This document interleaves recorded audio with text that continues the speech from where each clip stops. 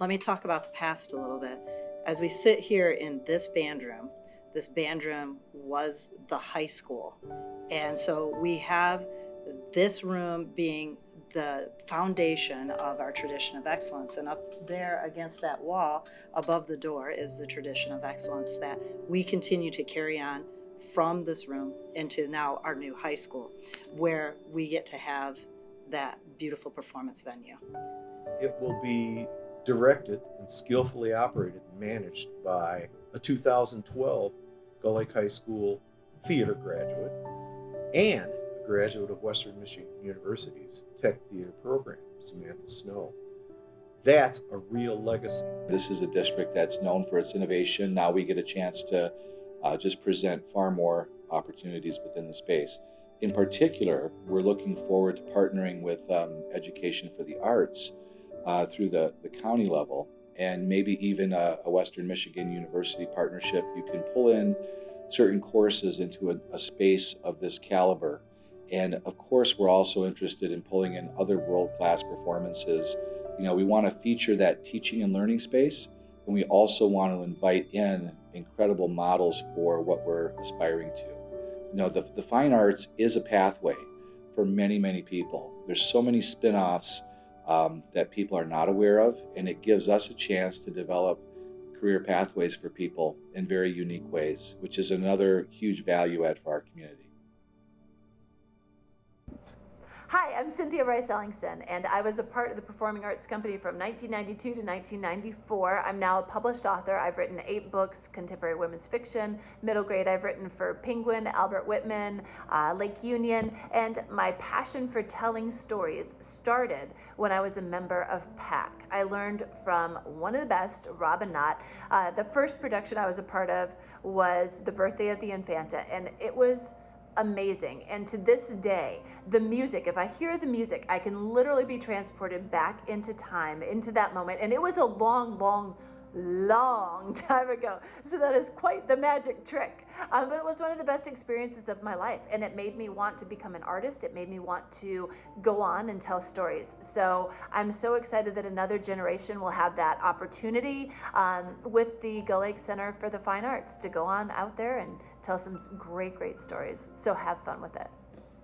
Hi, I'm Angie Adams Miller, graduate of Gull Lake High School, class of '94, coming to you from the Play That Goes Wrong stage management office. We're getting ready for the matinee today here in Chicago.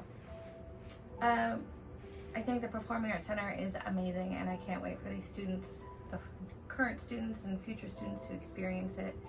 One thing that was instrumental into my life and career was when I was a junior in high school. Mr. Knott asked me to be the stage manager for the tour for the One Act Festival, and we made it to states that year. And I got to go to a workshop with college stage managers, and I came home from that weekend and I looked at my parents and said, this is what I want to do for the rest of my life. And 16-year-old Angie is super excited because here I am. I've been an art teacher here at Gull Lake since, I believe, 1998.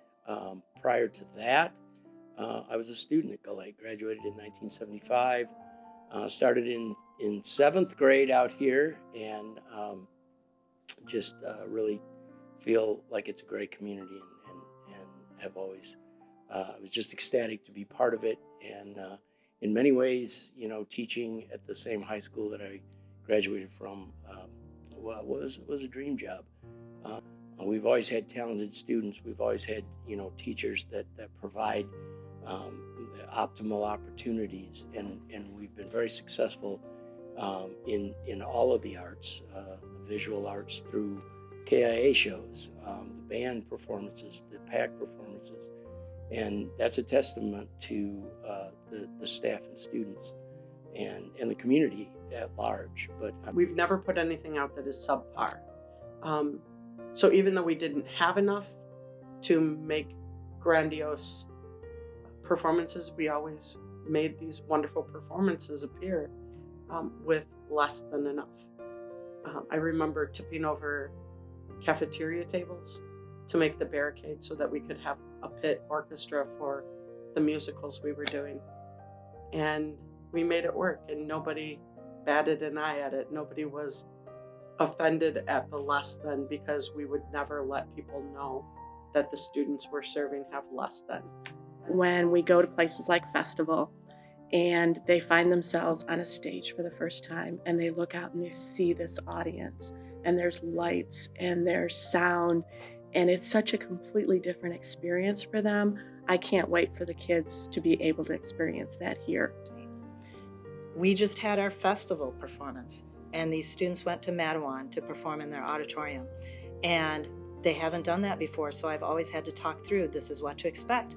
And I asked them when we got back, what was challenging? And the big thing was the lights. I can't wait for them to be in our own auditorium in the center so that they can experience that every day. One of the kids said in their response that they could see out into the audience, and they weren't used to seeing an audience in front of them because in a gym, there are bleachers on the sides. And they're like, I could see my mom, and that was kind of spooky that I could see my mom. It was a little weird because they're used to people being on the side. So they're going to have an audience in front of them. This is going to be new to them. When I asked them what they liked about being in an auditorium, they were, I feel professional. That was one thing that they said. I like being the center on a big stage. You know, that they get to be that center of attention, because in the gym, it's perfect for a gym. It's perfect for a gym, but there was always some other noise going on. And so that would distract them. They were like, I feel like I am a symphony musician and I am playing in this hall and everyone is there to see me. And that's what's going to be super exciting for our students. In this space, this hallowed space, the middle school cafetorium, which is for 50 years has been the performance space for this school district. And I directed plays in this space, and there have been art shows in this space. There have been musical concerts in this space. There have been talent shows, you name it. And this magical space has housed that. This is before Rob and Nat arrived. The stage was always a mess. You had to clean up the stage. Even the escape stairs were packed with stuff where I had to crawl over things and ask somebody at the high school to please remove those. Sometimes even the exit doors were chained. And the side hall to the side of the gym itself, or not gym, the cafeteria, was filled with stuff. So it was constant in cleaning. The stage curtains were ripped. I remember Sue Foster, a parent in the community, would come in and sew those up. The teasers off the side were off the hooks. You will truly enjoy this fantastic auditorium that you have built. It's taken 50 years. We have pursued this endeavor for eons, and now you've joined the ranks of all the other surrounding school systems, which is fantastic, and it makes Gull Lake even better. So I hope you enjoy and make magic there like we made magic in all our interesting areas of performance. Some other funny things about being over at the middle school for shows is there's really no dressing room area, so kids are always changing in the most bizarre spots. Like they'll lock themselves into the costume storage room, the morgue, and they'll change in there, or they're always running from the bathrooms to get back for an entrance and things like that. So it'll be nice that they'll have like an actual space. We've made it work, and we always will. We'll make whatever work. But the nice part is to not have to work so hard to make something work out. You know, you really have to try to articulate to people, why is this necessary? And what kind of benefit is there to our kids and to the community? You know, we've gotten along with this facility for many years, which, you know, is pretty challenging. Yet, you know, we've produced some wonderful shows. We've had some incredible talent come through here. We've had kids who've had powerful experiences. So yeah, there's certainly value in just, you know, putting on a show in a field, right? But, you know, to really adequately respect and appreciate, and also to teach kids about how to use those kinds of facilities and how to actually perform in that kind of a venue, you really got to have one. I'm most excited for the kids. I have 4 kids in the district from high school down into the intermediate.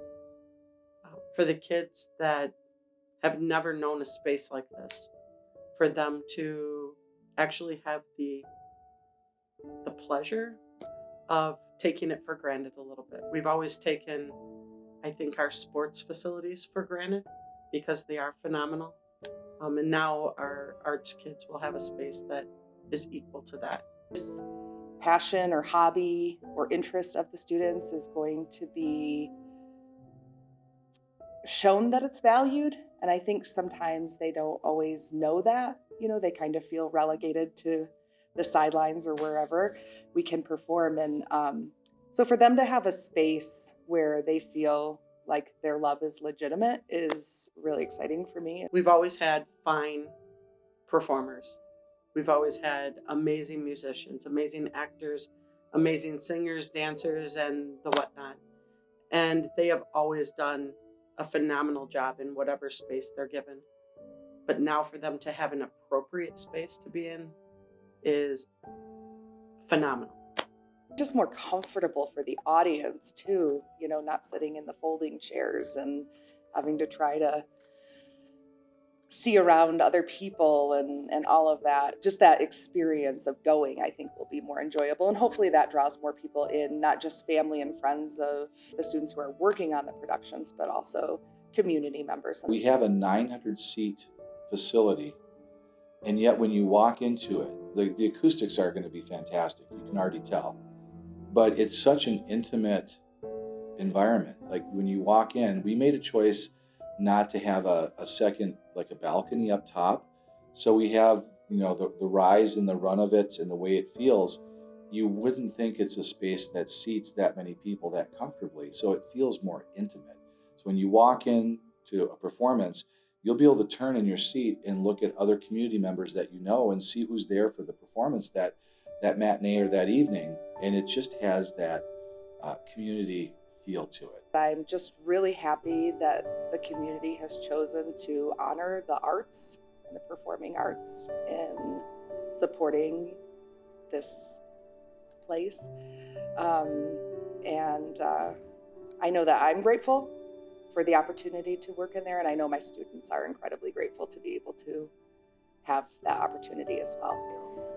Well, in my previous district that I taught in, I had an auditorium for 5 years, and we got to do really cool things with the music. Like we could set lighting with it, and we could set different mood to that, and it was incredibly impactful to the music that we were playing. And so when I think about this and the opportunities for our kids, it's going to be so cool. Excuse my emotion, but they deserve this. They've been wanting this, and I'm excited for them. I did not expect this to happen today. But now we get the opportunity. We can do multimedia with this. We can bring a screen down. We're going to be able to put video with what we're playing. We have lighting that we can do. And the acoustics, can we talk acoustics? They can actually play something in which they're like, this is designed for our ensemble to be able to play. And that's what is so exciting for those kids, and that's what's so meaningful for them. To see people coming into spaces and being in tears, they've been longing for these spaces, and to see people inhabit those and be able to use them for what their intended goal was is just, that's very heartwarming to see people start to settle into these spaces and to plan for them. And the return on investment for kids and community is going to be amazing.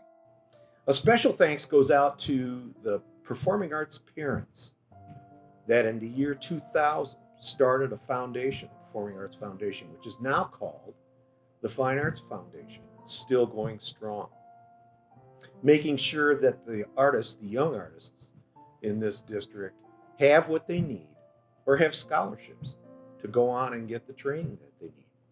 I think one of the unique things about our Center for the Fine Arts is the art gallery. That's something that I think is going to be a huge benefit to our visual arts students. They will be able then to see their artwork separated from the creative space, which is sometimes a little cluttered. Let me put it that way. It's creatively cluttered, and it's very, very bright, and it's colorful, but Communication in the visual arts demands an interaction between the artwork and the viewer. The artist, after the artwork is created, is no longer present. And in order for that communication to be effective, you need a space that is uncluttered and allows the viewer to focus on the message being communicated, whatever that may be, whether it be through a form of realism or a form of abstract art. And we haven't really had that, and the gallery will provide that. And I think we can all see that, you know, music doesn't stop in this building with those double doors at the band room or in the choir room. There's, you know, every time you get in your car, you turn on the radio. When you go home and you want to relax after a long day, you're listening to music. When we start a football game or we start a basketball game, it's with music. And so music is interwoven into so much of our lives. And to have a space for students who take music as a much bigger part of their lives and have a space purpose-built for them and for our future artists is incredible. We've talked about this before, but the ability for our students to present in a space and to work on the type of material that they're going to get a chance to present, it's highly affective, really develops students' social emotional capacity, and it also is really a place to develop excellence. You know, working towards excellence, what does it take? Having that accountability moment with your community, performing in front of them, wanting to show them your very best. And that's what an auditorium provides, is that place to elevate the message and the performance. So it's just going to really expand our programming beyond what we already do. Or there's this expectation that they have to be some great performer. You know, it's really not so much about that. It's really just the opportunity to get up in front of people and express who you are, which is incredibly empowering. It's this powerful change agent in people's lives. And I've seen it happen with kids. I've seen kids who are struggling emotionally, socially, really blossom and grow when they had an opportunity to get up on a stage and to perform. And whether it be, you know, any kind of art expression, visual arts as well. Just a good chance to be able to say, here I am, I own this, this is who I am, and ask you all to just see me as who I am as a person. The next generation of Gull Lake Community School young artists, and that includes visual artists, will now have a well-equipped, dignified space to present, to learn, to grow, to create in. And so they will truly be tomorrow on the wing.